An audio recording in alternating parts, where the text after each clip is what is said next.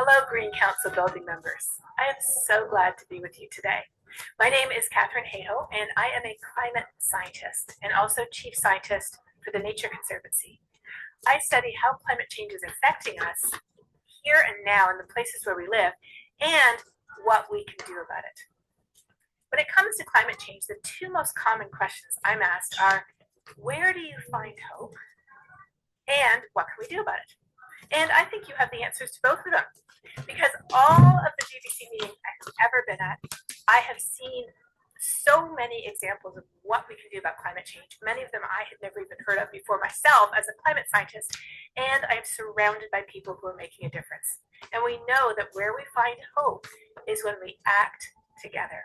We realize that we are not alone, and what we do truly does matter.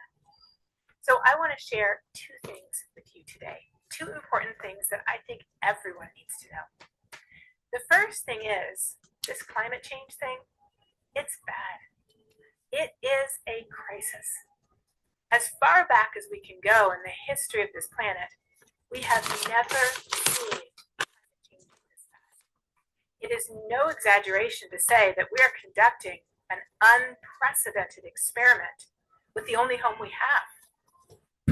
And if you're a human who breathes the air and drinks the water and eats the food and uses the materials that come from this planet, and I think that includes pretty much everyone on this planet, that means you have every reason you need to care about climate change. When it comes to this issue, many people refer to it as global warming, but I prefer to call it global weirding. Because climate change is loading the weather dice against us, making our weather weirder wherever we live. We see that the heat wave season is getting longer and individual heat waves are much stronger and more dangerous. We see that heavy downpours are increasing. Hurricanes, cyclones, typhoons are getting stronger. Wildfires are burning greater area. Wherever we look, the number of costly weather and climate disasters is on the rise. And we care about that because that affects us, our health, our food, our water, and the built environment. We see that insurance rates are skyrocketing. Some companies are dropping coverage in areas, including many areas of the United States where I live. We're seeing massive increase in the cost of restoring and replacing infrastructure that's damaged by these extreme events. Roads melting in the heat, homes overheating, power grids browning or even blacking out. All of our infrastructure, our entire built environment, was built for a planet that no longer exists. And this puts us all at risk. But I don't want to stop there, because there's a second important thing you need to know. And that second important thing is there are solutions, big solutions. And you have an essential role to play in those solutions. You probably already know that buildings represent over a third of energy and process-related carbon emissions.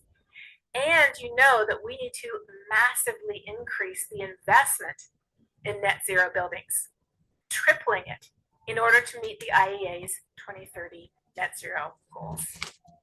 We can do it, not through any silver bullet. There's no one solution that if we implement it will fix everything. But rather, there's what I think of as silver buckshot, many different little pieces of solutions that when we add them all up, give us more than enough of what we need to take us to net zero and beyond. These solutions fall into three major categories, and I like to think of them as different pieces of a swimming pool. Let me explain. If you think of the swimming pool as the atmosphere, and the level of water in the swimming pool is the level of heat-trapping gases in the atmosphere. Before the Industrial Revolution, we had just the right amount of water in our pool, so our toes could just touch the bottom. But at the beginning of the Industrial Revolution, we put a giant hose in our pool, and we've been turning it up every year. The first year of the pandemic, we turned it down 7%, and then we turned it right back up again. So what's the first thing we have to do? The first thing we have to do is turn off the hose. How?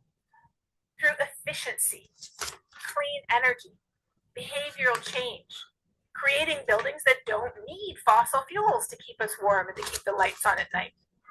Our pool, though, also has a drain, and that drain is nature. Nature can take out up to a third of the carbon emissions that we produce, and there's so much room for nature in our built environment. from gardens.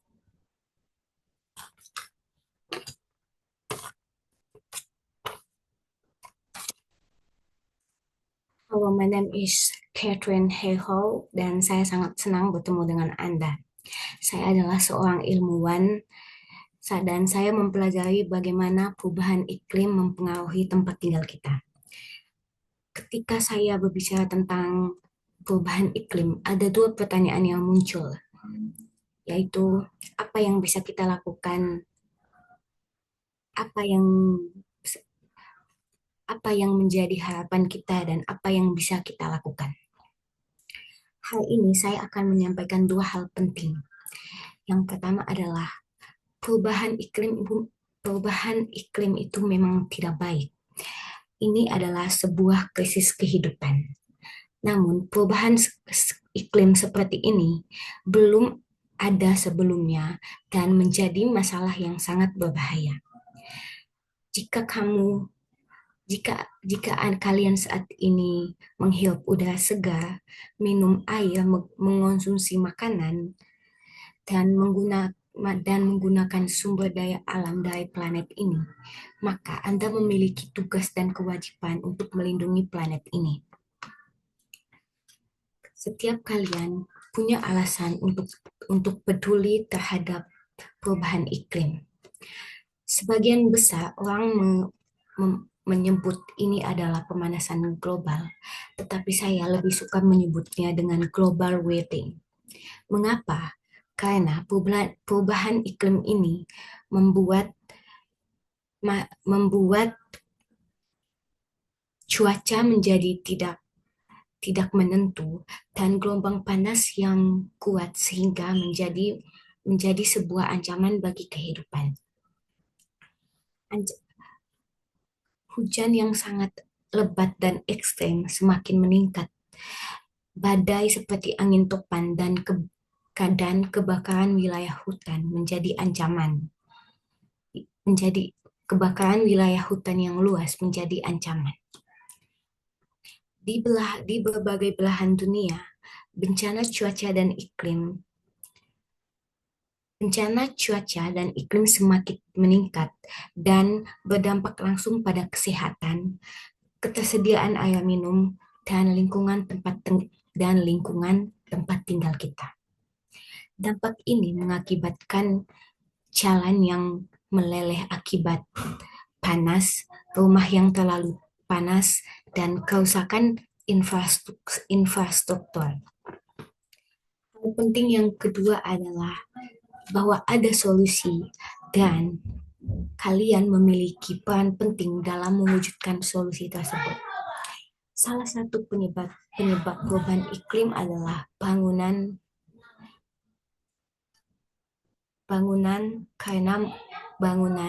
karena menghasilkan emisi karbon yang tinggi. Oleh sebab itu, kita semestinya berinvestasi pada bangunan yang ramah lingkungan. Pertama, kita harus mengurangi emisi karbon dengan menggunakan energi bersih dan membangun gedung-gedung yang tidak memiliki tingkat risiko yang tinggi.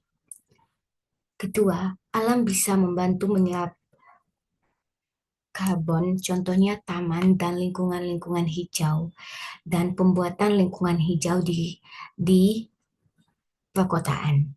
Dengan begitu bisa mengurangi efek rumah kaca. Solusi tersebut dapat meningkatkan dapat meminimalisir dampak perubahan iklim dan menciptakan lingkungan yang lebih aman untuk masa depan.